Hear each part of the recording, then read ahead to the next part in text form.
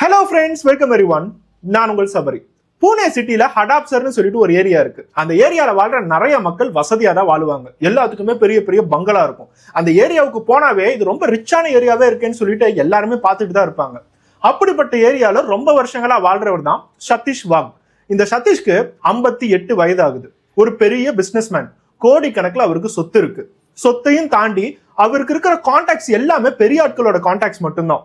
அதுக்கான முக்கியமான காரணம் அந்த பூனே சிட்டில இருக்கிற ஒரு எம்எல்ஏவோட சொந்த தாய் மாமா தான் இந்த சதீஷ். அதனாலேயே அந்த ஊர்ல இருக்கிற நிறைய பொலிட்டிக்கல் மெம்பர்ஸை இவருக்கு நல்லாவே தெரியும். அது மூலியமாவே இவரோட பிசினஸும் கொஞ்சம் கொஞ்சமா பெருசாக ஆரம்பிச்சிச்சு. இவரோட குடும்பத்துல இவரோட மனைவியான மோகினி, இவங்களுக்கு கல்யாணமாகி பல வருடங்கள் ஆகுது. அவங்க ஒரு ஹவுஸ் ஒய்ஃபா இருக்காங்க. ஒரு நல்ல மனைவி, வீட்டு வேலைகளாகட்டும் தன்னோட பையனாகட்டும் ரொம்ப நல்லாவே பாத்துக்கிறாங்க. மோகினிக்கு 48 வயது. இவங்க ரெண்டு பேத்துக்கு பிறந்தது ஒரே ஒரு பையன். அந்த பையனுக்கு இப்ப 32 வயது. அவனுக்கு கல்யாணமாகி அவனும் ஒரு பிசினஸ் ஸ்டார்ட் பண்ணி அவன் குடும்பத்தோட ரொம்ப நல்லபடியா வாழ்ந்துட்டு இருக்காரு.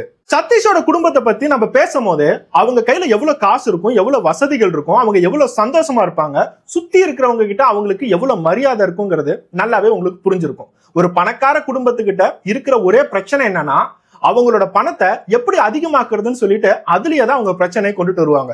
மத்தபடி அவங்களுக்கான வசதி, அவங்களுக்கான லக்ஸரி, அவங்களுக்கான சந்தோஷம் இது எதுக்குமே பஞ்சமே இருக்காது. கரெக்டா டிசம்பர் 9ஆம் தேதி 2024 வருடம் எப்பயும் போல காலையில 5 மணிக்கு சதீஷ் எந்திரிக்கிறாரு.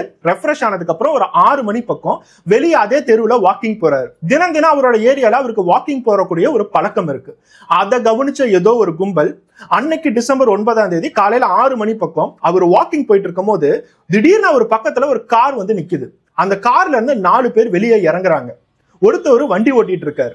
அந்த 4 பேருமே இவர் அலேக்கா தூக்கி கார்குள்ளார போட்டு காரோட கதவுலாம் க்ளோஸ் பண்ணி இமீடியட்டா அந்த இடத்த விட்டு கார் கிளம்பிடுது.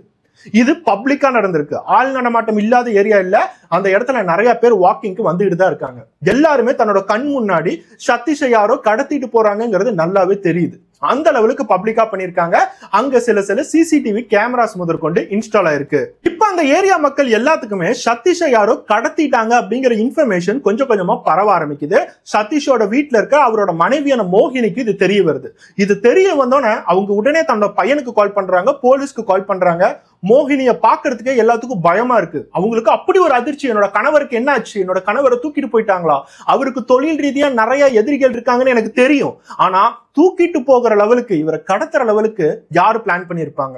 அவங்களுக்கு ஒரு ஐடியாவுமே இல்ல. போலீஸ் டிபார்ட்மெண்ட், சைபர் டீம் எல்லாமே உள்ளார வராங்க. இப்ப சதீஷை எப்படி கண்டுபிடிக்கிறது?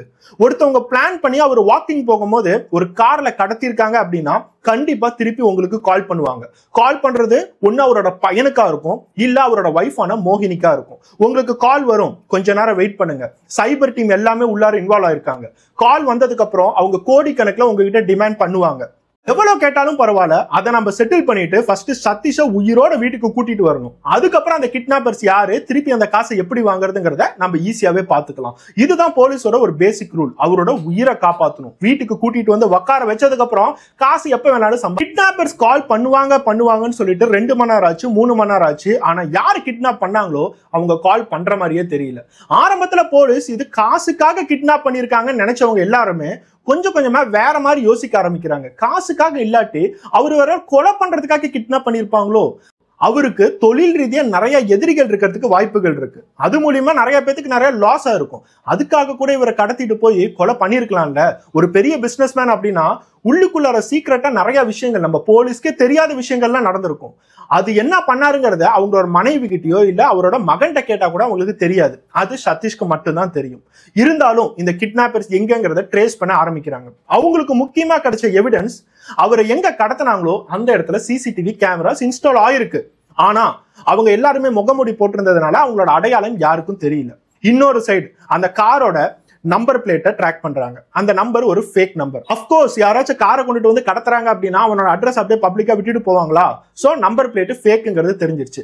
இப்போ அந்த காருக்குள்ளார இருந்த 5 பேர் யாரு? அவங்கள யாரோ ஒருத்தவனை கண்டுபிடிச்சா கூட நம்ம சதீஷ் ஈஸியா கண்டுபிடிச்சிடலான்னு போலீஸ் அவங்களோட என்கொயரி ஆகட்டும், அவங்களோட விட்னஸ், அவங்களுக்கு இருக்கிற ஒரு சந்தேகங்கள் எல்லாத்தையுமே விசாரிச்சுட்டு இருந்தாங்க. ஆனா இந்த கடத்தல் ஆரம்பிச்சு அடுத்த 3 மணி நேரத்துல போலீஸ் டிபார்ட்மெண்ட்டுக்கு மெயினான ஒரு கண்ட்ரோல் ரூமுக்கு நார்மலா ஒரு நபர் கால் பண்றாரு. அவர் என்ன சொல்றாரு, ஷிண்டாவான் கேட் அப்படிங்கிற ஒரு ஏரியா, அதாவது அந்த பூனே சிட்டியோட எக்ஸ்பிரஸ் ஹைவே ரோடு. இந்த ஹைவே ரோட்ல நான் நடந்து போயிட்டு இருந்தேன். என்ன மாதிரி நிறைய பேர் ஒரு இடத்துல நின்று பார்த்துக்கிட்டே இருக்காங்க. அது என்ன அப்படின்னா, ஒருத்தரோட பணம் ரத்த வெள்ளத்துல இருக்கு. அவரை பார்த்தாவே தெரியுது யாரோ கொலை பண்ணி தூக்கி போட்டுட்டு போயிருக்காங்க அப்படிங்கிற ஒரு இன்ஃபர்மேஷன் கண்ட்ரோல் ரூமுக்கு வருது. அங்க இருக்கிற பேட்ரோல் போலீஸ் உடனே அந்த இடத்துக்கு போய் யார் அது அப்படிங்கறத செக் பண்றாங்க. அவங்க போட்டோ எடுத்து இருக்கிற எல்லா போலீஸ் டிபார்ட்மெண்ட்டுக்கு அனுப்பிச்சுடுறாங்க. அந்த போட்டோ இந்த இடத்துல சதீஷை விசாரிக்கிற அந்த போலீஸ் ஆபீசர்ஸ்க்கு ஒரு வாட்ஸ்அப்ல கிடைக்க ஆரம்பிக்குது. அதை பார்த்தோன்னா மோகினிட்ட காட்டுறாங்க. மோகினி அதை பார்த்துட்டு என்னோட கணவருக்கு என்ன ஆச்சு, கொன்னே போட்டுட்டாங்களான்னு சொல்லிட்டு அந்த இடத்துல கத்தி கதறி அழுகுறாங்க. ஐடென்டிட்டி சதீஷ் அப்படிங்கறது அந்த இடத்துல கன்ஃபார்ம் ஆயிடுச்சு. உடனே அந்த இடத்துல பாடியை பறிமுதல் பண்ணி மார்ச்சரிக்கு கொண்டுட்டு வராங்க. மொதல் விஷயமா போஸ்ட்மார்ட்டம் பண்ணணும். அட்டாப்சி பண்ணா மட்டும்தான் அவங்க எதுக்காக கொன்னாங்க, எப்படி கொன்னாங்க, இந்த மாதிரி எல்லா விஷயங்களும் தெரியும். அட்டாப்சி அந்த இடத்துல நடக்க ஆரம்பிச்சிச்சு. மோகினி தான் அதுக்கு அப்ரூவல் சைன் எல்லாத்தையும் பண்ணாங்க. மார்ச்சரிக்கு வெளியே, அந்த அட்டாப்சி நடக்கிற இடத்துக்கு வெளியே அந்த மோகினி அழுது புலம்புறத அவங்களோட சொந்தக்காரங்க யாராலையுமே பார்க்க முடியல. இனிமேட்டு நான் எங்க போவேன், என்னை அன்பா பார்த்துக்கிட்ட கணவர் எனக்குன்னு சொல்லிட்டு இவர் மட்டும்தான் இருக்காரு இப்படிங்கறத அவங்க அழுவுறத எல்லாருமே பார்த்துக்கிட்டு தான் இருக்காங்க. மீடியா எல்லாமே கவர் பண்ணிட்டு தான் இருக்கு. இறந்து போனவர் ஒரு பெரிய பிசினஸ்மேன், அது மட்டும் இல்லாம பொலிட்டிக்கல் பார்ட்டியில ஈடுபாடு உள்ளவர். அவரோட சொந்த மச்சான் தான் அந்த இடத்துல எம்எல்ஏவா இருக்காரு. யார் இவங்களை கிட்னாப் பண்ணி கொலை பண்ணிருப்பாங்க? அவங்களுக்கு காசு வேணும் அப்படின்னா எத்தனை கோடியா இருந்தாலும் இவர் கொடுத்துருக்கலாம்ல. இந்த மாதிரி எல்லா விஷயங்களும் பிரஸ் அண்ட் மீடியால அப்படியே பரவிக்கிட்டே இருந்துச்சு. அப்போதான் போலீஸ்க்கு இனிஷியல் போஸ்ட்மார்ட்டம் ரிப்போர்ட், அதாவது அந்த அட்டாப்சில நாங்க இனிஷியலா என்னென்ன கண்டுபிடிச்சோம் அப்படிங்கிற விஷயத்த சொல்லியிருக்காங்க. இவரை கடத்தின அடுத்த அரை மணி நேரத்துல இவரோட உடம்புகள்ல 72 காயங்கள் ஆயிருக்கு. சரமாரியா அடிச்சிருக்காங்க, எல்லா இடத்துலயுமே காயப்படுத்திருக்காங்க. இவர் மூலியமா காசு வாங்கணும், இவர் மூலியமா காசு டிமாண்ட் பண்ணி கோடி கணக்கில் அவங்க சம்பாரிச்சிருக்கலாம். ஆனா அவங்களோட எய்ம் என்னன்னா இவர் கொல்லணும். இவரு மூலியமா அவங்க ஒரு பைசா கூட சம்பாதிக்கணும்னு சொல்லிட்டு நினைக்கவே இல்லை. சோ இப்ப போலீஸ்க்கு ஒரே ஒரு விஷயம் மட்டும் புரிஞ்சிருச்சு. இவரோட எதிரிகள் யாருங்கிறத கண்டுபிடிச்சாவே எவன் கொலைகாரங்கிறத ஈஸியாவே கண்டுபிடிச்சிடலாம். இவரோட எதிரிகள் யாரா இருப்பாங்க? வேற பிசினஸ் மேனா இருக்கலாம், பொலிட்டிக்கல் மேனா இருக்கலாம், யாரா வேணாலும் இருக்கலாம். அவங்க டைரக்டா வந்து கொண்டிருக்கவே மாட்டாங்க. யாராச்சும் ஒரு கும்பலுக்கு காசு கொடுத்து கூலிக்கு தான் வந்து கொண்டிருப்பாங்க.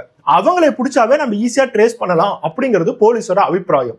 இதெல்லாம் தாண்டி அந்த இனிஷியல் அட்டாப்சி ரிப்போர்ட்ல இன்னொரு விஷயங்களும் தெரிஞ்சிருக்கு. இவரோட பிரைவேட் பார்ட்டை கட் பண்ணி எடுத்திருக்காங்க. அதாவது இவரோட உறுப்புகளை கட் பண்ணி எடுத்திருக்காங்க. அப்படின்னா எதுக்காக அதை செஞ்சாங்க? கொலை பண்றதா அப்படின்னா கழுத்தறுத்து கொலை பண்ணலாம். அவங்களுக்கு அவ்வளோ ஒரு வெஞ்சன்ஸ். அவங்களை கொலை பண்ணி ஆகணும் அப்படின்னா கழுத்தறுத்திருக்கலாம், இல்ல கத்தி வச்சு குத்தி இருக்கலாம். யாராச்சும் பகையை தீர்த்துக்கணும்னா இப்படிதானே தீர்த்துக்குவாங்க. இல்ல கிட்னாப் பண்ணி காசு சம்பாதிக்கணும் அப்படின்னா விரலை வெட்டி அனுப்பிச்சுடுவாங்க, இல்ல ஏதாச்சும் காலை வெட்டி அனுப்பிச்சுடுவாங்க, அது மூலியமா டிமாண்ட் பண்ணுவாங்க. இந்த மாதிரி ஒரு பேட்டர்ன் தான் நம்ம பார்த்துட்டு இருக்கோம். இந்த இடத்துல அவரோட பிரைவேட் பார்ட்ஸ் முதற்கொண்டு கட் பண்ணியிருக்காங்க அப்படின்னா அந்த லெவலுக்கு வெஞ்சன்ஸ் யாருக்கு இருக்கும்? நார்மலா ஒருத்தன் கொலை பண்ணணும்னு நினைச்சா கூட கத்தி வச்சு குத்தி தானே கொலை பண்ணுவான்.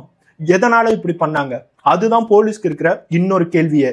பொதுவாகவே போலீஸ் டிபார்ட்மெண்ட் அவங்களோட என்கொயரியில எல்லா விஷயங்களுமே யோசிக்க ஆரம்பிப்பாங்க. எப்பயுமே நம்ம என்ன நினைக்கிறோம், இவர் பெரிய பிசினஸ்மேன், இவருக்கு எதிரா யாராச்சும் ஒரு எதிரி இருப்பான், அவனும் ஒரு பிசினஸ் பண்ணிட்டு தான் இருப்பான், இவங்க ரெண்டு பேத்துக்குள்ளார தகராறு நடக்கும், அவர் தான் கொண்டிருப்பாருன்னு சொல்லிட்டு நம்மளோட மூளை யோசிக்க ஆரம்பிக்குது. ஆனா வேற வேற விதங்கள்லயும் நிறைய கொலைகள் இந்த உலகத்துல நடந்துகிட்டு தான் இருக்கு. அதனால அவங்க முதல் விஷயமா ஆரம்பிக்கிறது அவங்களோட வீட்டுக்குள்ளார இருந்துதான். அவங்க விசாரிக்கிறது அந்த வீட்டுல இருக்கிற மோகினி. அவங்களோட என்கொயரியா அவங்க மோகினி, அதாவது அவரோட மனைவி கிட்ட இருந்து தான் ஆரம்பிக்கிறாங்க. ஏன்னா அவங்க தான் கடைசி வரைக்கும் அவர் கூட தங்கிட்டு இருந்தாங்க. அவரோட பையன் கூட வேற ஒரு வீட்டுல தான் தங்குறான். இந்த இடத்துல சதீஷ் கூட இன்னமும் தங்கிட்டு இருக்கிறது மோகினி தான். அதனால மோகினிட்ட விசாரிச்சா யாரு கொலை பண்ணிருப்பாங்கிற ஒரு சின்ன ஐடியாவாவது நமக்கு கிடைக்கும். அந்த மோகினியை ஸ்டேஷனுக்கு கூட்டிட்டு வந்து அவங்க கிட்ட விசாரிக்க ஆரம்பிக்கிறாங்க. அவங்க கிட்ட விசாரிக்கும் போது மோகினி என்ன சொல்றாங்கன்னா, எனக்கு எதுவுமே தெரியாது, அவரோட பிசினஸ் விஷயமா அவர் என்னைக்குமே என்கிட்ட எதுவுமே டிஸ்கஸ் பண்ணதே இல்லை. அவர் ஏதாச்சும் டிஸ்கஸ் பண்ணியிருந்தாருன்னா நான் உங்ககிட்ட ஒரு க்ளூவாவது சொல்லியிருப்பேன். ஆனா எனக்கு எதுவுமே தெரியாதுன்னு சொல்லிட்டு அவங்க அப்படியே கைவிட்டுட்டாங்க. அதே தான் அவரோட பையனும். அவரோட பையனுக்கு பெருசா எதுவுமே தெரியல. இவருக்குன்னு சொல்லிட்டு அந்த பிசினஸ்ல நிறைய விஷயங்கள் அவர் சீக்ரெட்டா தான் வச்சிருக்காரு. இவருக்கு எவ்வளவு பேலன்ஸ் இருக்கு, எங்கெங்க சொத்து இருக்குது, எங்கெங்க இன்சூரன்ஸ் இருக்கு, இந்த மாதிரி எந்த விஷயங்களும் யாருக்குமே தெரியல. அடுத்ததா போலீஸ் என்ன பண்றாங்க, அவங்க வீட்டுல இருக்கிற அவரோட வைஃப் ஆகட்டும், அவரோட பையன் ஆகட்டும், அவங்க ரெண்டு பேர்த்தோட மொபைல் ரெக்கார்ட்ஸ் எல்லாத்தையும் சீக்ரெட்டா சைபர் டீம் வச்சு செக் பண்ண ஆரம்பிக்கிறாங்க. அவங்க யார் யாருக்கெல்லாம் கால் பண்ணிருக்காங்க, அவங்களோட வாட்ஸ்அப் ஹிஸ்டரி என்ன, கால் ஹிஸ்டரி என்ன, இப்படி எல்லாத்தையும் செக் பண்ணும் போது போலீஸ்க்கு ஒரு முக்கியமான க்ளூ கிடைச்சிருக்கு. அது என்ன அப்படின்னா, மோகினி ஃப்ரீக்வெண்டா அவங்க வீட்டுல இருந்து ஒரு 2 வீடு தள்ளி அக்ஷய் அப்படிங்கிற ஒரு பையன் இருக்கான். அந்த பையன் கிட்ட அடிக்கடி பேசிக்கிட்டே இருந்திருக்காங்க. மோகினிட்ட யார் அக்ஷய் அப்படின்னு கேட்கும் போது, என்னோட பையனோட ஃப்ரெண்டு தான் அவன், சின்ன வயசுல இருந்து எங்க வீட்டுக்கு வந்து போயிட்டு இருப்பான், அடிக்கடி எனக்கு உதவி பண்ணுவான் அப்படிங்கறத சொல்லியிருக்காங்க. போலீஸால அதை நம்ப முடியல. ஏன்னா அவங்களோட கால் பேட்டர்ன் எல்லாத்தையும் பார்க்கும்போது நைட்டு 12 மணி, 1 மணி, 2 மணி, சில நேரத்துக்கு 3 மணி நேரம், 4 மணி நேரம்லாம் பேசியிருக்காங்க. இந்த கொலை நடக்கிறதுக்கு முன்னாடி ஒரு 5 நாள் பக்கம் இவங்க மணிக்கணக்கில் பேசுறத போலீஸால ஈஸியாவே கவனிக்க முடியுது. இந்த மாதிரி ஒரு பேட்டர்ன் நார்மலே இல்ல. இவங்க எதுக்காக அந்த அக்ஷய் கிட்ட இவ்வளவு பேசியிருக்காங்க? அந்த அக்ஷயை கண்டுபிடிச்சோம் அப்படின்னா மேபி ஏதாச்சும் விஷயங்கள் வெளியில வர்றதுக்கு சான்சஸ் இருக்கு. இந்த இடத்துல அவரோட பிரைவேட் பார்ட்ஸ் எல்லாத்தையும் கட் பண்ணிருக்காங்க அப்படின்னா இந்த கேஸ் நிறைய இடங்கள்ல தவறான தொடர்புல போய் முடியறதுக்கு வாய்ப்புகள் இருக்கு அப்படிங்கிறது போலீஸோட ஒரு யூகம். அதனால அக்ஷய தேட ஆரம்பிக்கிறாங்க. போலீஸ் அடுத்த ஸ்டெப்பா அக்ஷயை கொண்டுட்டு வந்து விசாரிக்க ஆரம்பிக்கிறாங்க. ஆரம்பத்துல அக்ஷய் கொலைகாரனா இல்லையா அப்படிங்கறத அவங்களுக்கு ஒரு ஐடியாவுமே இல்ல. நம்ம விசாரிச்சு பார்ப்போம், அவன் பேசுறத வச்சு நம்ம அடுத்த ஸ்டெப் ப்ரொசீட் பண்ணலாம் அப்படிங்கறத யோசிச்சிருக்காங்க. அக்ஷய போலீஸ் ஸ்டேஷனுக்கு கூட்டிட்டு வரும் போதே அவன் முகத்தை பார்க்கும் போதே அவன் நல்லா பயந்தது போலீஸ்க்கு நல்லாவே தெரியுது. அவன் பேசுற பதில் எல்லாமே வேற வேற மாதிரி இருக்கு. நம்ம ஏதோ ஒரு கேள்வி கேட்டா அவன் வேற ஏதோ உளறிட்டு இருக்கான். கண்டிப்பா இவனுக்கு இதுல ஒரு இன்வால்வ்மெண்ட் இருக்கு அப்படிங்கிறது போலீஸ்க்கு தோண ஆரம்பிக்குது. அவனோட மொபைல் ரெக்கார்ட்ஸ் எல்லாத்தையும் எடுத்து செக் பண்ணும் போதுதான் நீட்டா ஒரு எவிடன்ஸ் மாட்டிக்கிச்சு. அது என்ன அப்படின்னா, அவன் பவன் அப்படின்னு ஒருத்தவனுக்கு கால் பண்ணியிருக்கான். இந்த பவன் அந்த போலீஸ் ஸ்டேஷனோட ஹிஸ்டரியில ஒரு கிரிமினல். இந்த பவனை எல்லாத்துக்குமே தெரியும். காசு கொடுத்தா இந்த பவன் என்ன வேணாலும் செய்வாங்கிறது போலீஸ்க்கு ஆல்ரெடி தெரியும். இவன் எதுக்காக பவனை கான்டாக்ட் பண்ணான்? சதீஷ் 2 நாளைக்கு முன்னாடி கிட்னாப் செய்யப்பட்டிருக்காரு. கிட்னாப் பண்ணி அடுத்த 2 மணி நேரத்துல கொலை செய்யப்பட்டிருக்காரு. இப்ப என்னன்னா 2 வீடு தள்ளி இருக்கிற அக்ஷய் அந்த பவன் அப்படிங்கிற ஒருத்தவனுக்கு கான்டாக்ட் பண்ணியிருக்கான். அவன் யாரு? கூலிக்கு கொலை பண்றவன். சோ இந்த இடத்துல இவங்க ஒரு லிங்கை கண்டுபிடிக்கிறாங்க. அக்ஷய விசாரிக்கிற விதத்துல விசாரிக்கும் போது அவன் ஒரே ஒரு உண்மையை சொல்றான். அது என்ன அப்படின்னா, என்னைய கொலை செய்ய சொன்னது அவரோட சொந்த மனைவியான மோகினி. 48 வயதுடைய மோகினி தான் எனக்கு காசு கொடுத்து எல்லாத்தையும் கொல்ல சொன்னாங்க அப்படிங்கிற ஒரு உண்மையை போட்டு உடைக்கிறான். இது உடைச்சோன்னே இம்மீடியட்டா மோகினியை அந்த இடத்துல இருந்து தூக்குறாங்க. அவங்களை அரெஸ்ட் பண்ணும் போது அவங்களோட சொந்தக்காரங்க ஆகட்டும், ரிலேட்டிவ்ஸ், பிரஸ் எல்லாத்துக்குமே ஒரு பெரிய ஷாக். ஏன்னா அந்த இடத்துல கதறி கதறி அழுத மோகினியை பார்த்தவங்க எல்லாம் பின்னாடி இவதான் எல்லா வேலையுமே பார்த்திருக்காங்களா, இவங்க தான் கொலை செய்யறதுக்கு காசு கொடுத்தாங்களா, இப்படிங்கறது ஒரு ஷாக்கிங் நியூஸா தான் எல்லாரும் பாக்குறாங்க. சோ இப்ப மோகினியை கஸ்டடியில கொண்டுட்டு வந்து விசாரிக்க ஆரம்பிச்சாங்க. தன்னோட அம்மா தான் அப்பாவை காசு கொடுத்து கொலை பண்ணிருக்காருங்கிறது அவங்களோட பையனுக்கே தெரியாது. ஏன்னா அவங்க சொந்த வீட்டுல இல்ல, வேற வீட்டுல தான் வாழ்ந்துட்டு இருக்காரு. மோகினிட்ட விசாரிக்கும் போது ஆல்ரெடி அக்ஷய் எல்லா உண்மையுமே போட்டு வளரிட்டான். இனிமேட்டு நம்மளுக்கு மறைக்கிறதுக்கு எதுவும் இல்ல அப்படிங்கறத போலீஸ்ல ஒவ்வொரு உண்மையா சொல்ல ஆரம்பிக்கிறாங்க. இந்த அக்ஷய் அப்படிங்கிற பையனை மோகினிக்கு 9 வயசுல இருந்தே நல்லாவே தெரியும். 2 வீடு தள்ளி தான் இந்த அக்ஷய் அப்படிங்கிற பையன் வாழ்ந்துட்டு இருக்கான். ஆரம்பத்துல தன்னோட பையனோட ஃப்ரெண்ட் அப்படின்னு சொல்லி தான் அவன் வீட்டுக்குள்ளார நுழைஞ்சான். எப்ப அந்த அக்ஷய்க்கு 9 வயசு இருக்கும் போது. தன்னோட பையனுக்கும் அப்போ 9 வயசு, அக்ஷய்க்கு 9 வயசு. இது எல்லாமே 2001வது வருடம் தான் ஆரம்பிச்சிச்சு. தன்னோட பையன் மாதிரி தான் அவங்க அக்ஷயும் பார்த்தாங்க. பக்கத்து வீட்டு பையன் நம்மளோட பையனுக்கு நல்ல கம்பெனியா இருக்கான், வீட்டுக்கு அடிக்கடி வந்துட்டு போட்டுமேன்னு சொல்லிட்டு அடிக்கடி அக்ஷய் வீட்டுக்கு வருவான், வீட்டுல தங்க ஆரம்பிப்பான். இந்த மாதிரி அப்படியே நாள் கணக்குல போச்சு, வருஷங்கள் ஆச்சு. ஒரு பக்கம் அவங்களோட பையனும் அக்ஷயும் ரொம்ப க்ளோஸ் ஃப்ரெண்ட்ஸா இருந்தாங்க. அடிக்கடி அக்ஷய் வீட்டுக்கு வந்து சாப்பிட ஆரம்பிச்சான். தன்னோட பையனோட ஃப்ரெண்டு தான் சொல்லிட்டு சதீஷும் எதுவும் சொல்லவே இல்லை. பக்கத்து வீட்டு பையன் நம்மளோட பையன் கூட வந்து விளையாண்டுட்டு போகட்டும், சரி வீட்டுல தூங்குறானா தூங்கிட்டு போகட்டும். ஆனா வருடங்கள் ஆக ஆக இவங்க எல்லாருமே கொஞ்சம் கொஞ்சமா அடல்ட் ஆக ஆரம்பிச்சாங்க. அப்போதான் 2013வது வருடம். இவங்களோட பையனுக்கும் சரி அக்ஷய்க்கும் சரி 22 வயசு. 2 பேருமே வயசு பசங்க. இவங்களுக்கு எல்லா விஷயங்களும் தெரியும், அவங்களுக்கான உணர்வுகள் எல்லாமே இருக்கு. அப்பவும் அக்ஷய் அடிக்கடி வந்து வீட்டுல ஸ்டே பண்ண ஆரம்பிச்சான். அப்பதான் கொஞ்சம் கொஞ்சமா மோகினியோட மனசு மாற ஆரம்பிச்சிச்சு. அக்ஷய் மேல அவங்களுக்கு பாலியல் ரீதியான ஒரு உணர்வு தோண ஆரம்பிச்சிச்சு. அவங்க 2 பேருமே கொஞ்சம் கொஞ்சமா க்ளோஸா இருக்க ஆரம்பிச்சாங்க. அக்ஷய்க்கும் நம்ம மேல இன்ட்ரெஸ்ட் இருக்கு அப்படிங்கிறது மோகினிக்கு நல்லாவே தெரிய வருது.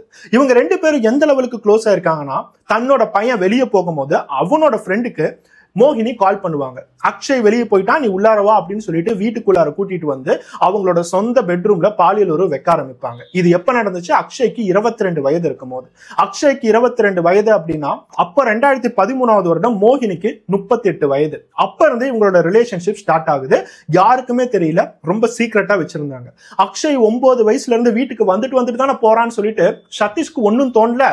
அக்ஷயோட ஃபேமிலிக்கும் இதை பத்தி ஒண்ணுமே தோணல. ஓகே, மோகினி ஆண்டி கிட்ட போய் பேசிட்டு இருப்பான் போல, சரி மோகினி ஆண்டி சாப்பிட்டுட்டு இருப்பான் போல. இந்த மாதிரி எல்லாருமே அவங்கள ஒரு நார்மலா அம்மா பையன் அந்த மாதிரி தான் நினைச்சிருக்காங்க. அந்த மோகினி ஆண்டி இந்த அக்ஷயும் ஒரு பையன் மாதிரி தான் நினைக்கிறாங்க. அப்படிங்கிற ஒரு அன்போட தான் அக்ஷய் ஒவ்வொரு டைமும் போறான் இப்படிங்கறத எல்லாமே யோசிச்சிருக்காங்க. ஆனா அவங்க அந்த வீட்டுக்குள்ளார இந்த மாதிரி ஒரு கேவலமான விஷயத்த பண்ணிருப்பாங்கிறது யாருக்குமே தெரியல. பொதுவாகவே ரெண்டு பேத்துக்கு இந்த மாதிரி ஒரு ரிலேஷன்ஷிப் ஆரம்பிக்கும் போது கடைசியா இவங்களுக்குள்ளாரே ஏகப்பட்ட பிரச்சனைகள் வரும். ஏன்னா ஒரு பெண்மணிக்கு கல்யாணம் ஆயிடுச்சு, அவங்களுக்குன்னு குடும்பம் இருக்கு, இன்னொரு பையன் பேச்சுலர், இவனும் ஒரு கல்யாணத்தை பண்ணணும்ல. அந்த கல்யாணத்தை போய் இந்த மோகினி என்ன பண்ணுவாங்க? இந்த மாதிரி ஏகப்பட்ட பிரச்சனைகள் இந்த தவறான ரிலேஷன்ஷிப்ல வரதுக்கான வாய்ப்புகள் இருக்கு. ஆனா அந்த மாதிரி எந்த பிரச்சனைகளும் இந்த இடத்துல வரவே இல்லை. 2016 வருடம் அக்ஷய்க்கு 25 வயசு இருக்கும் போது அவனுக்கு கல்யாணமும் பண்ணிட்டாங்க. அவனுக்கு வேற ஒரு குடும்பம், வைஃப் எல்லாமே இருந்தாங்க. அப்பவும் அவனோட சொந்த வீட்டுல தான் அவன் வாழ்ந்துட்டு இருந்தான். அந்த கல்யாணம் நடந்ததுக்கு அப்புறம் கூட தன்னோட வைஃப் கிட்ட பொய் சொல்லிட்டு 2 வீடு தள்ளி இருக்கிற இந்த மோகினி ஆண்டி வீட்டுக்கு அவன் வந்திருக்கான். எதுக்காக? அதே பாலியல் உறவை தொடரணும் அப்படிங்கிறதுக்காக. தன்னோட வைஃப் சாட்டிஸ்ஃபை பண்ணலையோ என்னமோ, இல்ல அவனுக்கு 2 இடத்துல பாலியல் உறவு வேணும்னு தோணுச்சோ என்னமோ, திருப்பி திருப்பி மோகினியை வந்து பார்க்க ஆரம்பிச்சான். அந்த பையனுக்கு ஒரு குடும்பம் இருக்கு, வைஃப் இருக்கா, அவனோட வாழ்க்கையை நம்ம நாசமாக்கிட்டு இருக்கோம் அப்படிங்கிறது எதுவுமே யோசிக்காம இந்த மோகினி அவங்களோட வேலையை கண்டினியூ பண்ண ஆரம்பிச்சாங்க. இவங்க 2 பேத்துக்குள்ள இருக்க தொடர்பு வருஷ கணக்குல போய்கிட்டே தான் இருக்கு. அவங்களோட சொந்த பையனுக்கு இது எதுவுமே தெரியல. எப்ப எல்லாம் நம்ம வெளியே போறோமோ அப்ப எல்லாம் நம்மளோட ஃப்ரெண்டு வீட்டுக்கு வரான், அவன் வீட்டுக்கு வந்தாலும் பரவாயில்ல, நம்ம அம்மாட்ட பேசிட்டு தானே இருக்கான் அப்படிங்கறதான் அவர் யோசிச்சிருக்காரு. அதுக்கப்புறம் அவருக்கு கல்யாணம் பண்ணி வச்சிருக்காங்க, அவருக்கு தனி குடும்பம் ஆயிடுச்சு. இப்போ மோகினி வீட்டுல தனியா தான் இருக்காங்க. அது இன்னும் அவங்களுக்கு வசதியா போயிடுச்சு. இது எல்லாமே ஒரு நாள் ஒரு முடிவுக்கு வரணும்ல. தப்பு செய்யறவங்க எல்லாமே ஒரு நாள் கண்டிப்பா மாட்டுவாங்க. அவங்க மாட்டாம தப்பிக்க முடியவே முடியாது. 2016 வருடம் ஒரு நாள் சதீஷ் வீட்டுக்குள்ளார நுழையும் போது 2 வீடு தள்ளி இருக்கிற அக்ஷய் வீட்டுக்குள்ளார வந்திருக்காங்கிறது அவருக்கு நல்லாவே தெரியும். ஏன்னா அக்ஷயோட செருப்பு வெளியே விட்டுட்டு தான் அவன் உள்ளார போயிருக்கான். சரி, உள்ளார அக்ஷய் தானே இருக்கான்னு சொல்லிட்டு அவரு பாட்டுக்கும் போயிருக்காரு. ஆனா ஹால்ல எங்க பார்த்தாலும் அவரோட மனைவியும் காணோம், அக்ஷயும் காணோம். அவங்க எங்க இருந்திருக்காங்கன்னா ஒட்டுக்கா பெட்ரூம்ல இருந்திருக்காங்க. பெட்ரூம்ல தன்னோட மனைவியும் அந்த சின்ன பையனான அக்ஷயும் பார்க்கும் போது சதீஷோட நிலைமைய கொஞ்சம் யோசிச்சு பாருங்க. அவங்களுக்குள்ளார இருக்க பாலியல் உறவை அவர் கண்டுபிடிக்கும் போது அவர் எந்த லெவலுக்கு கோவப்பட்டிருப்பாருங்கிறத கொஞ்சம் யோசிச்சு பாருங்க. அந்த இடத்துல அக்ஷய இமீடியட்டா வீட்டை விட்டு வெளியே துரத்திட்டு தன்னோட மனைவி கிட்ட வார்ன் பண்ணியிருக்காரு. எத்தனை வருஷம் உங்களுக்குள்ளார இந்த மாதிரி தொடர்பு இருக்குங்கிறது எனக்கு தெரியல, ஆனா இன்னையோட இதை நிறுத்திக்கோ, நம்மளோட குடும்பத்துக்கே ஒரு பெரிய அசிங்கம். அவங்களுக்கு வார்ன் பண்ணதுக்கு அப்புறம் கூட மோகினியால அது நிறுத்த முடியல. அடிக்கடி அக்ஷய் வீட்டுக்கு வந்துட்டு போறாங்கிறத சதீஷ் கொஞ்சம் கொஞ்சமா கவனிக்க ஆரம்பிச்சாரு. நம்ம வீட்டுல இல்லாத நேரத்துல அடிக்கடி நம்ம பையனோட நண்பனான அக்ஷய் வீட்டுக்கு வந்துட்டு போறான். அவன் என்னோட மனைவி கூட தப்பான தொடர்பு வைக்கிறான் அப்படிங்கிறத அவரால் பாவம் யாருகிட்டையும் சொல்ல முடியல. ஒரு பக்கம் மனைவி கிட்ட சொன்னாலும் அவங்க கேட்கற மாதிரி இல்ல. வருஷ கணக்குல இந்த ரிலேஷன்ஷிப் போய்கிட்டே தான் இருக்கு. 2016 சதீஷ் கண்டுபிடிச்சவரு அவரால் எதுவும் செய்ய முடியல. அதுக்கப்புறம் மனைவியை கண்காணிக்க ஆரம்பிச்சாரு, ரொம்ப கடினமா நடந்துக்க ஆரம்பிச்சாரு, ரொம்ப ஸ்ட்ரிக்டா இருக்க ஆரம்பிச்சாரு. இருந்தாலும் அவங்க ஏதோ ஒரு சான்ஸ் கிடைக்குமா, நம்ம அந்த பையன் கூட சேரலாமா, இதை தான் யோசிச்சுட்டு இருக்காங்க. ஒரு சமயத்துல இவங்க 2 பேத்தாலையும் முடியலையோ என்னமோ 2024 வருடம் இவங்க ஒரு டிசிஷன் எடுக்க ஆரம்பிச்சாங்க. 2024 வருடம் ஜூன் மாச பக்கம் மோகினியும் சரி அக்ஷயும் சரி 2 பேருமே சேர்ந்து ஒரு பிளான் போட்டாங்க. மோகினி என்ன சொல்றாங்க, என்னோட கணவர் இருக்கிற வரைக்கும் நம்ம 2 பேரும் சேர்ந்து இருக்கிறது ரொம்ப ரொம்ப கஷ்டம். உனக்கும் ஒரு ஃபேமிலி ஆயிடுச்சு, உனக்கு மனைவி இருக்கா, குழந்தைங்க எல்லாம் இருக்காங்க, அது அப்படியே இருந்துட்டு போகுது. என்னோட கணவரை நம்ம கொன்னுட்டோம் அப்படின்னா நான் வீட்டுல தனியா தான் இருப்பேன். அதுக்கப்புறம் நீ எப்ப வேணாலும் வீட்டுக்கு வரலாம், நம்ம 2 பேரும் சந்தோஷமா இருக்கலாம்னு சொல்லிட்டு மோகினி கொடுக்குற ஐடியா அக்ஷய்க்கு பிடிக்க ஆரம்பிச்சிச்சு. அதனாலேயே காசு கொடுத்தா கொலை பண்ற கும்பலை அவன் கான்டாக்ட் பண்ண ஆரம்பிச்சான். அப்பதான் பவன் அப்படிங்கிற ஒரு கான்ட்ராக்ட் கில்லர் உள்ளார வந்தான். அவனுக்கு ஆல்ரெடி போலீஸ் ஸ்டேஷன்ல நிறைய ஹிஸ்டரி, கிரிமினல் ரெக்கார்ட்ஸ் எல்லாமே இருக்கு. அவன் கேட்டதெல்லாம் 5 லட்சம். 5 லட்சம் கொடுத்தீங்கன்னா நீட்டா பிளான் பண்ணி ஆளை தூக்கிடலாம் அப்படிங்கறத சொல்லிட்டான். இப்போ அந்த அக்ஷய் மோகினிட்ட வந்து 5 லட்ச ரூபா ஆகும்னு சொல்றான். மோகினி கையில 1.5 லட்ச ரூபா தான் இருந்திருக்கு. அந்த 1.5 லட்ச ரூபாவை அட்வான்ஸா கொடுத்து பவனை புக் பண்ணிருக்காங்க. 1.5 லட்ச ரூபாய் இருந்தா எல்லாத்தையும் முடிச்சதுக்கு அப்புறம் உனக்கு மிச்சம் இருக்க 5 லட்ச ரூபாய் கையில கிடைக்கும். ரொம்ப சீக்கிரட்டா முடிக்கணும். கொலையை பண்ணதுக்கு அப்புறம் போலீஸ்ட மாட்டவே கூடாது. இந்த மாதிரி எல்லா விஷயங்களும் பவன் கிட்ட பேசி முடிக்கிறாங்க. காசு கையில வாங்கினதுக்கு அப்புறம் பவன் அவனோட வேலையை ஆரம்பிக்கிறான். அவன் கூட எப்பயுமே கூட்டா வரக்கூடிய விகாஸ், நவநீத், அதுக்கப்புறம் இந்த அக்ஷய், இன்னொரு பையனும் கூட்டிக்கிட்டான். இவங்க 5 பேரும் சேர்ந்துதான் 5 மாசம் பக்கம் கொஞ்சம் கொஞ்சமா சதீஷ் எங்க போறாரு, எங்க வராரு, எங்க வர தூக்கலாம், எப்படி கொல்லலாம், இந்த மாதிரி எல்லாத்தையும் பிளான் பண்ணிருக்காங்க. கொஞ்சம் யோசிச்சு பாருங்க, இந்த அக்ஷய்க்கு 32 வயது. அவங்களுக்குன்னு சொல்லிட்டு ஒரு மனைவி, அழகான மனைவி, உண்மையா இருக்காங்க, நேசிக்கிறாங்க, அவருக்குன்னு சொல்லிட்டு குடும்பம் எல்லாமே இருக்கு. ஆனா இந்த 32 வயதுடையவனுக்கு 2 வீடு தள்ளி இருக்கிற 48 வயதுடைய மோகினியை தான் பிடிச்சிருக்கு. அவங்களுக்காக என்ன வேணாலும் செய்வேன்னு சொல்லிட்டு இப்ப கான்ட்ராக்ட் கில்லர் கூட இவனும் அப்படியே கொலைகார மாதிரியே மாறி கொஞ்சம் கொஞ்சமா சதீஷை கண்காணிக்க ஆரம்பிக்கிறான். சதீஷை கொல்லணும் அப்படின்னா அவன் காலையில வாக்கிங் போவாரு. அப்ப அவரை கடத்தி நம்ம கொன்னோம் அப்படின்னா ஈஸியாவே நம்ம தப்பிச்சிடலாம்னு சொல்லிட்டு பிளான் பண்றாங்க. அவங்க பிளான் பண்ண மாதிரியே டிசம்பர் 9ஆம் தேதி அதை எக்ஸிக்யூட்டும் பண்றாங்க. டிசம்பர் 9ஆம் தேதி அவங்க நினைச்ச மாதிரியே வாக்கிங்க்கு வராரு. இவங்க எல்லாருமே ஒரு காரை ரெண்டுக்கு எடுத்துட்டு போறாங்க. அந்த நம்பர் பிளேட்டை டோட்டலா மாத்திட்டாங்க, ஃபேக் நம்பர் பிளேட். ஒருத்தர் கார் ஓட்டுறாரு, மிச்சம் இருக்கிற 4 பேர்ல அக்ஷயும் ஒருத்தன், 4 பேருமே சேர்ந்து அவரை காருக்குள்ளார போட்டு அந்த கார் அப்படியே ரவுண்ட் அடிச்சுக்கிட்டே இருக்காங்க ஹைவேஸ்ல. காருக்குள்ளாரியே அவரை கண்டப்பட்டு அடிக்கிறாங்க, நிறைய இடங்கள்ல கொடூரமா காயத்தை உண்டாக்குறாங்க. அவங்க உண்மையானுமே செஞ்ச முதல் தப்பு அவரோட பிரைவேட் பார்ட்ஸ் எல்லாத்தையும் கட் பண்ணதுதான். அட்டாப்சி ரிப்போர்ட்ல போலீஸ் இதை பார்க்கும் போதுதான் இது ஒருவேளை தவறான ரிலேஷன்ஷிப் சம்பந்தப்பட்டதா இருக்குமோ அப்படிங்கிற ஒரு ஞாபகமே போலீஸ்க்கு வர ஆரம்பிச்சிச்சு. அவரை கொண்டு முடிச்சதுக்கு அப்புறம் ஹைவேஸ்ல தூக்கிட்டு இனிமேட்டு நம்ம எஸ்கேப் ஆகிட்டோம், யாராலையும் நம்ம கண்டுபிடிக்க முடியாது அப்படிங்கிற ஒரு திமிர்ல அவங்க பாட்டுக்கு நார்மலா அலைஞ்சிட்டு இருக்காங்க. அக்ஷயும் பவனுக்கிட்ட மிச்சம் இருக்கிற 3 லட்சம் ரூபாய் நான் சீக்கிரமா தந்துடுறேன், இப்போதைக்கு நம்ம எல்லாருமே தலைமறைவா இருப்போம்னு சொல்லிட்டு அவங்க எல்லாமே தலைமறைவாயிட்டாங்க. ஆனா அக்ஷய் கொஞ்சம் கூட நினைக்கல போலீஸ் ஈஸியாவே நம்மளை கண்டுபிடிச்சிருவாங்க, போலீஸ் கிட்ட இருந்து தப்பிக்க முடியாது, நம்மளோட போன் ரெக்கார்ட்ஸ் மூலியமா நம்ம காசு கொடுத்தது முதற்கொண்டு அவங்க கண்டுபிடிப்பாங்க அப்படிங்கிறத அக்ஷய் கொஞ்சம் கூட யோசிச்சு பார்க்கல. அக்ஷயோட வீட்டுல இருக்கிற அவனோட உண்மையான மனைவி கல்யாணமாகி கொஞ்சம் வருடங்கள் தான் ஆச்சு. நம்ம கல்யாணம் பண்றதுக்கு முன்னாடி இருந்தே இந்த மோகினிக்கும் அக்ஷய்க்கும் ஒரு ரிலேஷன்ஷிப் போயிட்டு இருக்கு அப்படிங்கிறது பாவம் அந்த வைஃப் எப்படி ஏத்துக்குவாங்கிறத நினைக்கிறீங்க? நீங்க இந்த வீடியோ பார்த்துட்டு இருக்க இந்த சமயம் அந்த மோகினி அப்படிங்கிற ஒரு மனைவி, அக்ஷய் கூட அந்த கான்ட்ராக்ட் கில்லர்ஸ் கூலிக்காக கொலை பண்ற எல்லாருமே இப்போ ஜெயில தான் இருக்காங்க. எல்லாத்தையுமே தேடி கண்டுபிடிச்சு இப்ப ரிமாண்ட் பண்ணி ஜெயில வச்சிருக்காங்க. மோகினி போலீஸ்ல சொல்ற ஒரே ஸ்டேட்மெண்ட் என்னன்னா, என்னோட கணவரை கொன்னுட்டேன்னு சொல்லிட்டு நீங்க எல்லாரும் என்னை தப்பா பேசுறீங்க, ஆனா என்னோட கணவர் எவ்வளவு பெரிய கொடூர வேலைகள்லாம் செஞ்சிருக்காருன்னு உங்களுக்கு தெரியுமா?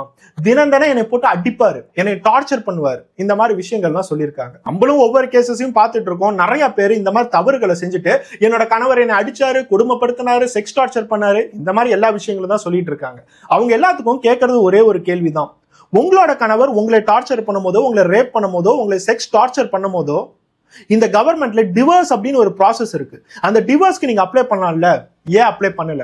டிவோர்ஸ்க்கு அப்ளை பண்ணீங்கன்னா ஆலிமோனி முதற்கொண்டு உங்களுக்கான சப்போர்ட் எல்லாமே கிடைக்கும். அது நிரூபிக்கப்பட்டுச்சு, அவர் டார்ச்சர் பண்றாருன்னு நிரூபிக்கப்பட்டுச்சு அப்படின்னா உங்களுக்கு போலீஸ் கஸ்டடி முதற்கொண்டு தருவாங்க, போலீஸோட பாதுகாப்பு முதற்கொண்டு தருவாங்க. இதெல்லாம் ஏன் நீங்க செய்ய மாட்டேங்கிறீங்கிறது ஒரு பெரிய கேள்விக்குறிதான். சொந்தக்காரங்க நம்மளை தப்பா பார்ப்பாங்க, நம்ம தான் டிவோர்ஸ் அப்ளை பண்ணோம், எல்லாரும் நம்மளை தப்பா நினைப்பாங்க அப்படின்னு நினைச்சீங்கன்னா ஒரு கொலை செய்யறதுக்கான தைரியம் ஏன் அந்த டிவோர்ஸ் ப்ராசஸ்க்கு உங்களுக்கு கிடைக்க மாட்டேங்குது? இப்ப மட்டும் உங்களை யாரும் தப்பா பேச மாட்டாங்களா? இப்ப நீங்க ஜெயில தானே போய் உட்காரணும். இந்த லெவலுக்கு வரதுக்கு முன்னாடியே டிவோர்ஸ் அப்படிங்கிற ஒரு ஈஸியான ப்ராசஸ் நீங்க பண்ணிருக்கலாம்ல. இது எல்லாமே அந்த பெண்களுக்கு நடுவுல ஒரு கேள்விக்குறியா தான் இருக்கு. ஒரு பக்கம் இந்த கொலை நடந்தது, அவர் டார்ச்சர் பண்றாரு, அவர் அடிக்கிறதுக்காகணும் வச்சுக்கலாம். ஆனா நம்ம எப்பயுமே சொல்ற மாதிரி எந்தெந்த இடத்துல எல்லாம் ஒரு தவறான ரிலேஷன்ஷிப் ஆரம்பிக்குதோ அது எல்லாமே போய் கடைசியா ஒரு கிரைம்ல தான் முடியுது. இவங்களோட தவறான ரிலேஷன்ஷிப் 2013ஆவது வருடமே ஆரம்பிச்சிருச்சு. அதுக்கப்புறம் 2016ஆவது வருடம் தான் சதீஷ்க்கு இந்த விஷயமே தெரிஞ்சிருக்கு. அதுக்கப்புறம் அவர் வயலண்டா நடந்திருக்கலாம், அதுக்கான வாய்ப்புகள் இருக்கு. அதுக்கப்புறம் இந்த கொலை நடந்திருக்கும். இந்த 2013ஆவது வருடம் மோகினி கொஞ்சம் யோசிச்சு பார்த்திருக்கலாம், சின்ன பையன், இவன் கூட எதுக்காக நம்ம ரிலேஷன்ஷிப் வைக்கணும், சின்ன வயசுல இருந்து நம்மளோட பையன் கூட சுத்திட்டு இருக்கான், இவனும் நம்ம பையன் மாதிரி தானு சொல்லிட்டு அந்த மோகினிங்கிற அம்மா நினைச்சிருக்கலாம். இந்த அக்ஷயாவது அவனோட 22 வயதுல அவனுக்கு ஒரு புத்தி இருக்கும், அதுக்காகவாவது மோகினி கிட்ட அவன் தப்பான தொடர்பு வைக்காம இருந்திருக்கலாம். இவங்க 2 பேரும் அந்த காமம் அப்படிங்கிற போதைக்காக அவங்களோட ரிலேஷன்ஷிப்பை கண்டினியூ பண்ணி 1000 பொய்கள் சொல்லி வருஷ கணக்குல பொய்யாவே அவங்களோட வாழ்க்கையை நடத்தி, ஒரு பக்கம் அக்ஷயோட குடும்பத்திலையும் பொய் சொல்லி, இன்னொரு பக்கம் மோகினியோட குடும்பத்திலையும் பொய் சொல்லி கடைசியா ஒரு கொலையில வந்து நிக்கிறாங்க. இனிமேட்டு இவங்களோட லைஃப் எப்படி இருக்குங்கிறது ஒரு பெரிய கேள்விக்குறிதான். குடும்பத்தை ஏமாத்திட்டு காமம் அப்படிங்கிற போதைக்காக போய் யாரை என்ன செஞ்சாலும் பரவாயில்ல, அவங்க எல்லாத்துக்கும் கடைசியா குடும்பம் கை கொடுக்கும்னு நினைச்சீங்கன்னா கொடுக்கவே கொடுக்காது. கடைசியா தனிமரமா யாரும் நம்மளை கவனிக்கிறதுக்கு இல்லாம, யாரும் நம்ம மேல அன்பு காட்டுறதுக்கு இல்லாம அவங்களோட வாழ்க்கை இப்படிதான் முடியுது. இந்த வீடியோ பார்த்துட்டு இருக்கவங்க எல்லாத்துக்கும் இது ஒரு சோஷியல் அவேர்னஸா இருக்கும் அப்படிங்கிறதுக்காக தான் நம்ம இந்த வீடியோவை போஸ்ட் பண்றோம். நிறைய பேர் கமெண்ட்ல நான் பார்த்துட்டு இருக்கேன், எப்ப பார்த்தாலும் ஒரு தப்பான அஃபையர்லயே பண்ணிட்டு இருக்கீங்க, அந்த தப்பான அஃபையர் வச்சு நீங்க என்ன சேனல்ல ஓட்டிட்டு இருக்கீங்க, இந்த மாதிரி நிறைய கமெண்ட் பண்றவங்க இருக்காங்க. அவங்க எல்லாத்துக்கும் ஒரே ஒரு பதில் தான் நான் உங்ககிட்ட சொல்றேன். கிரைம் நடக்கிறதுக்கான முக்கியமான 2 விஷயங்கள் தான். ஒன்னு காசு, இன்னொன்னு தவறான தொடர்பு. இதுக்காக தான் போலீஸ் ஸ்டேஷன்ல கிரைம் ஹிஸ்டரி எடுத்து எல்லாத்தையும் பாத்தீங்கன்னா கடைசியா எல்லாமே இங்கதான் வந்து முடியுது. லாபத்துக்காக ஒருத்தன் கொலை பண்றான், இன்னொருத்தன் காமத்துக்காக கொலை பண்றான். வேற எதுக்காச்சும் கொலை பண்ற எல்லா விஷயங்களும் ரொம்ப கம்மியா தான் இருக்கு. இந்த சோஷியல் அவேர்னஸ் மூலியமா ஒருவேளை இந்த வீடியோ பார்த்துட்டு இருக்கவங்க இந்த மாதிரி ஒரு ரிலேஷன்ஷிப் ட்ரை பண்றவங்களாக இருந்தாலோ, இல்ல இந்த ரிலேஷன்ஷிப்ல இருக்கிறவங்களாக இருந்தாலோ கொஞ்சமாவது யோசிச்சு பேக் ஆஃப் அடிச்சு திருப்பி நம்மளோட குடும்பத்தோட சேருவாங்க. ஆல்ரெடி குடும்பத்தை நேசிச்சுட்டு இருக்கவங்க இதை பத்தி யோசிக்க கூட மாட்டாங்க அப்படிங்கிற ஒரு அவேர்னஸ்ல தான் இதை நாங்க போஸ்டே பண்றோம். அதை தவிர்த்து நீங்க அப்படிதான் கமெண்ட் பண்ணுவீங்க அப்படின்னா தயவு செய்து கமெண்ட் பண்ணுங்க. நானும் எப்பயும் போல உங்களுக்கு ஹார்ட் போட்டுக்கிட்டே தான் இருப்பேன். நெக்ஸ்ட் வீடியோட பார்ப்போம். பை.